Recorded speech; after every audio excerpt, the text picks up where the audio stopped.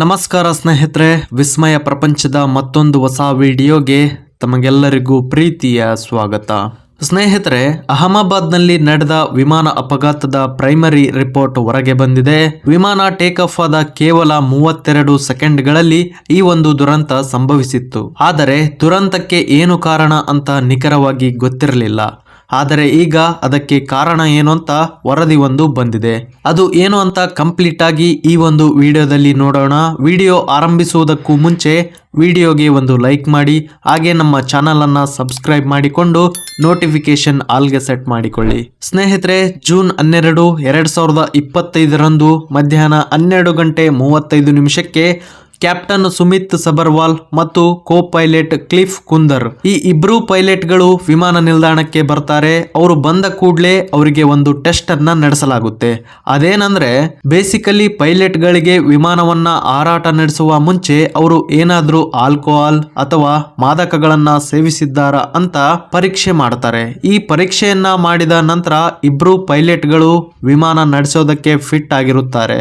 ಆ ದಿನ ವಿಮಾನದಲ್ಲಿ ಟೋಟಲ್ ಆಗಿ 54,200 kg ಇಂಧನವಿರುತ್ತೆ ಮತ್ತು ಆ ಒಂದು ವಿಮಾನದ ಒಟ್ಟು ತೂಕ 2,13,401 kg ಇತ್ತು. ಆ ವಿಮಾನದ ಮ್ಯಾಕ್ಸಿಮಮ್ ತೂಕದ ಲಿಮಿಟ್ 2,18,183 kg.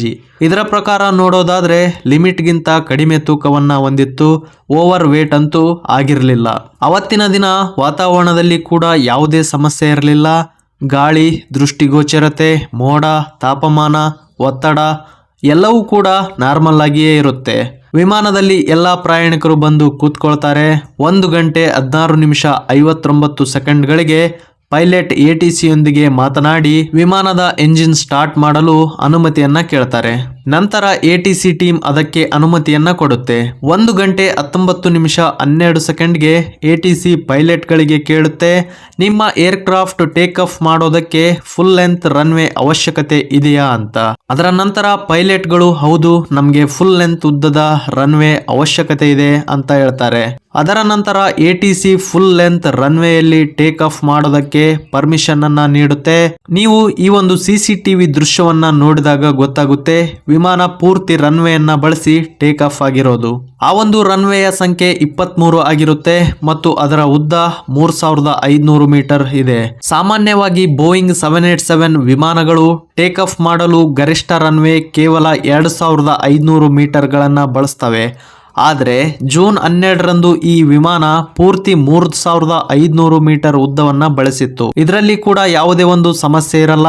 ಯಾಕಂದ್ರೆ ಕೆಲವೊಂದು ಬಾರಿ ಟೇಕ್ ಆಫ್ ಸಮಯದಲ್ಲಿ ವಿಮಾನ ತೂಕ ಹೆಚ್ಚಿದ್ರೆ ಅಥವಾ ಈಟ್ ಹೆಚ್ಚಿದ್ದಾಗ, ವಾತಾವರಣದಲ್ಲಿ ತೊಂದರೆ ಇದ್ದಾಗ ಈ ರೀತಿ ಫುಲ್ ಲೆಂತ್ ರನ್ವೇಯನ್ನ ಬಳಸಿ ಟೇಕ್ ಆಫ್ ಮಾಡಲಾಗುತ್ತೆ. ಹಾಗಾಗಿ ಇದು ನಾರ್ಮಲ್ ಅಂತಾನೆ ಹೇಳ್ಬೋದು. 1 ಗಂಟೆ 38 ನಿಮಿಷ 39 ಸೆಕೆಂಡ್ಗೆ ಫ್ಲೈಟ್ ಟೇಕ್ ಆಫ್ ಆಗುತ್ತೆ. ಅದಾದ ಕೇವಲ 3 ಸೆಕೆಂಡ್ಗಳ ನಂತರ 2 ಇಂಜಿನ್ಗಳ ಫ್ಯೂಲ್ ಸ್ವಿಚ್ ರನ್ ಮೋಡ್ನಿಂದ ಕಟ್ ಆಫ್ ಆಗಿಬಿಡ್ತವೆ. ಅಂದರೆ ಅದರ ಅರ್ಥ 2 ಎಂಜಿನ್ಗಳಿಗೆ ಫ್ಯೂಲ್ ಸಪ್ಲೈ ಸ್ಟಾಪ್ ಆಗುತ್ತೆ. ಇದರಿಂದ 2 ಇಂಜಿನ್ಗಳು ಕ್ರಮೇಣವಾಗಿ ಸ್ಟಾಪ್ ಆಗೋದಕ್ಕೆ ಶುರುವಾಗ್ತವೆ. ಬ್ಲಾಕ್ ಬಾಕ್ಸ್ ಡೇಟಾದ ರೆಕಾರ್ಡ್ ನೋಡಿದಾಗ ಈ ಸಮಯದಲ್ಲಿ ಒಬ್ಬ ಪೈಲಟ್ ಇನ್ನೊಬ್ಬ ಪೈಲಟ್ನ ಕೇಳ್ತಾರೆ, ನೀವು ಹೀಗೆ ಏಕೆ ಮಾಡಿದ್ರಿ, ನೀವು ಇಂಜಿನನ್ನು ಏಕೆ ಆಫ್ ಮಾಡಿದ್ರಿ. ನಂತರ ಇನ್ನೊಂದು ಪೈಲಟ್, ಇಲ್ಲ ನಾನು ಹಾಗೆ ಮಾಡಲಿಲ್ಲ ಎಂದು ರಿಪ್ಲೈಯನ್ನ ಮಾಡ್ತಾರೆ. ಅಂದರೆ ಆ ಸ್ವಿಚ್ ಹೇಗೆ ಆಫ್ ಆಯಿತು, ಪೈಲಟ್ಗಳಿಗೂ ಇದು ಗೊತ್ತಿರಲಿಲ್ಲ. ಪೈಲಟ್ಗಳ ರೆಕಾರ್ಡಿಂಗ್ ಕೇಳಿದ ನಂತರ ಯಾರು ಯಾರಿಗೆ ಹೇಳಿದ್ರು ಅಂತ ಕಂಡುಹಿಡಿಯುವುದು ಸಾಧ್ಯವಾಗಿಲ್ಲ.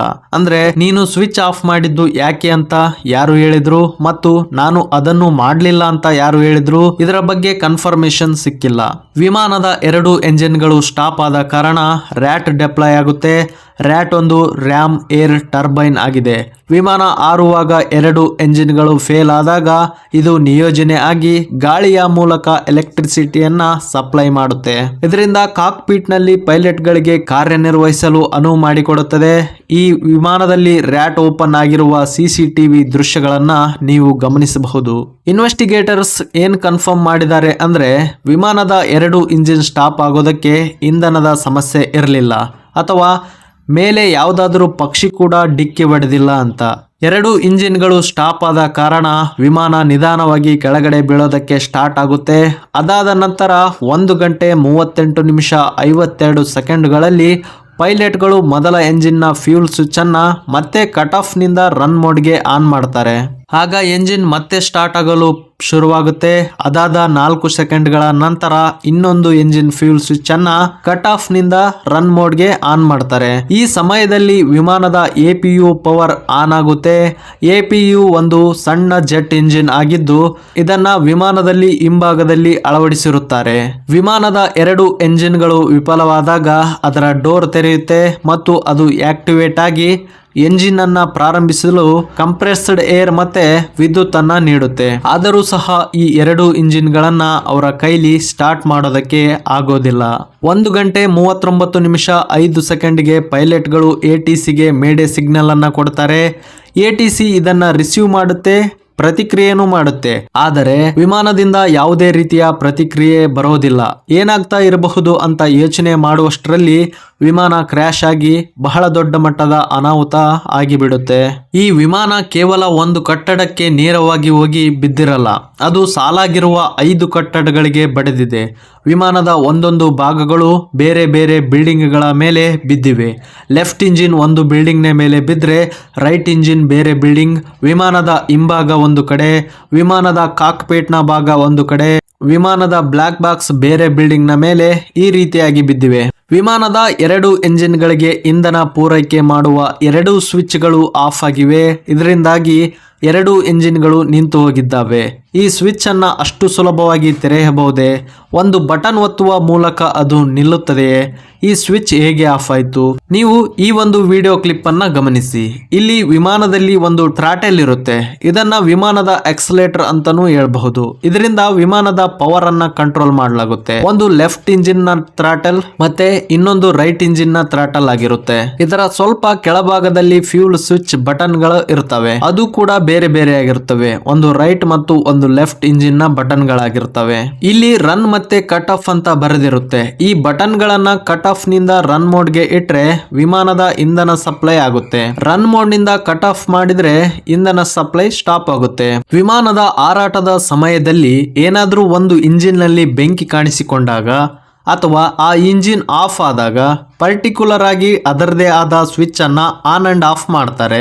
ಆದರೆ ಇಲ್ಲಿರುವ ವರದಿಯ ಪ್ರಕಾರ ಆಗ್ಲೇ ಹೇಳ್ದಂಗೆ ಪೈಲಟ್ ಗಳಿಗೆ ಗೊತ್ತಾಗಿಲ್ಲ ಯಾರು ಆ ಸ್ವಿಚ್ ಅನ್ನ ಕಟ್ ಆಫ್ ಮಾಡಿದ್ರು ಅಂತ. ಮಿಸ್ ಆಗಿ ಏನಾದ್ರೂ ಕೈ ಟಚ್ ಆಗಿ ಕಟ್ ಆಫ್ ಆಗಿದೆ ಅಂತ ನೋಡಕ್ ಹೋದ್ರೆ ಈ ಬಟನ್ ಪಕ್ಕದಲ್ಲಿ 2 ಪ್ರೊಟೆಕ್ಟಿವ್ ಬಾರ್ ಗಳನ್ನ ಅಳವಡಿಸಿರ್ತಾರೆ. ಇನ್ನೊಂದು ಏನಂತ ಅಂದ್ರೆ ಈ 2 ಬಟನ್ ಗಳಲ್ಲಿ ಸ್ಪ್ರಿಂಗ್ ಅನ್ನ ಸಹ ಹಾಕಿರ್ತಾರೆ. ಪೈಲಟ್ ಏನಾದ್ರೂ ಈ ಸ್ವಿಚ್ ಅನ್ನ ಆನ್ ಅಂಡ್ ಆಫ್ ಮಾಡಬೇಕಾದ್ರೆ ಆ ಬಟನ್ ಅನ್ನ ಮೇಲಕ್ಕೆತ್ತಿ ಗಟ್ಟಿಯಾಗಿ ಹಿಡಿದುಕೊಂಡು run and cut off mode ಗೆ ಬದಲಾಯಿಸಬೇಕಾಗುತ್ತೆ. ಅದು ಕೂಡ ಇಲ್ಲಿ ಆಗಿಲ್ಲ. ಅವರಿಗೇನೆ ಗೊಂದಲ ಉಂಟಾಗಿ ಬಿಟ್ಟಿರುತ್ತೆ ಆ ಸ್ವಿಚ್ ಹೇಗೆ ಕಟ್ ಆಫ್ ಆಯ್ತು ಅಂತ. ಹಾಗಾದ್ರೆ ಆ ಸ್ವಿಚ್ ಬಟನ್ ಹೇಗೆ ಬಂದಾಯ್ತು ಅಂದ್ರೆ ಅದು ವಿಮಾನದ ಟೆಕ್ನಿಕಲ್ ಇಶ್ಯೂ ಇಂದಾನೆ ಅಂತ ಹೇಳ್ಬಹುದು. ವಿಮಾನ ಅಪಘಾತವಾಗಬೇಕಾದ್ರೆ ಕೇವಲ ಒಂದು ತಪ್ಪಿನಿಂದ ಆಗೋಕೆ ಸಾಧ್ಯವಿಲ್ಲ. ಸಣ್ಣ ಸಣ್ಣ ತಪ್ಪುಗಳು ಕೂಡ ದೊಡ್ಡ ಮಟ್ಟದ ಅಪಘಾತಕ್ಕೆ ಕಾರಣವಾಗುತ್ತವೆ. ವರದಿಯಲ್ಲಿ ಇನ್ನೂ ಆ ಸ್ವಿಚ್ ಬಟನ್ ನ ಬಗ್ಗೆ ಕಂಪ್ಲೀಟ್ ಮಾಹಿತಿಯನ್ನ ನೀಡಿಲ್ಲ. ಇದು ಜಸ್ಟ್ ಪ್ರಿಲಿಮಿನರಿ ರಿಪೋರ್ಟ್ ಆಗಿದೆ. ಆದ್ರೆ ಮೇಲ್ನೋಟಕ್ಕೆ ವಿಮಾನದಲ್ಲಿ ಟೆಕ್ನಿಕಲ್ ಇಶ್ಯೂ ಇರುವುದರಿಂದಾನೇ ಪೈಲಟ್ ಗಳಿಗೆ ವಿಮಾನದ ಪೂರ್ತಿ ಕಂಟ್ರೋಲ್ ತಪ್ಪಿದೆ ಅಂತ ಹೇಳ್ಬಹುದು. ಸ್ನೇಹಿತರೆ, ಈ ವರದಿಯ ಬಗ್ಗೆ ನಿಮ್ಮ ಅಭಿಪ್ರಾಯ ಮತ್ತು ಅನಿಸಿಕೆಗಳನ್ನ ಕಮೆಂಟ್ ಬಾಕ್ಸ್ ನಲ್ಲಿ ಹಂಚಿಕೊಳ್ಳಿ. ಮತ್ತೆ ಇನ್ನಷ್ಟು ಮಾಹಿತಿಗಳೊಂದಿಗೆ ಮುಂದಿನ ವಿಡಿಯೋದಲ್ಲಿ ಸಿಗೋಣ. ಧನ್ಯವಾದಗಳು.